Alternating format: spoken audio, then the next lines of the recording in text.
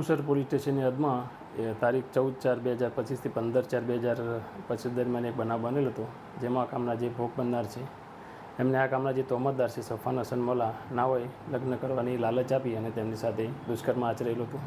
ત્યારબાદ ભોગ બનનારે એમની સાથે લગ્ન કરવાનું જણાવતા આ કામના જે તોહમતદાર છે એને લગ્ન કરવાની ના પાડેલી અને તેઓ તથા તેમની સાથે એમના પિતા તથા બે ભાઈઓ ભેગા મળી આ કામના જે ભોગ બનનાર છે એને ફરિયાદીને ગાલ ઉપર તમાચા મારેલા હતા. ત્યારબાદ તેમની સાથે ડીકાપાટુનો માર મારેલો હતો અને તેમને માથું દિવાલ પર અથડાવેલું હતું. આમ તેમને માથાના ભાગે તથા આંખના ભાગે ઈજાઓ કરેલી હતી અને ગાળો બોલી અને તેમને માર મારેલો હતો. આ બાબતનો ગુનો નોંધાયેલો હતો.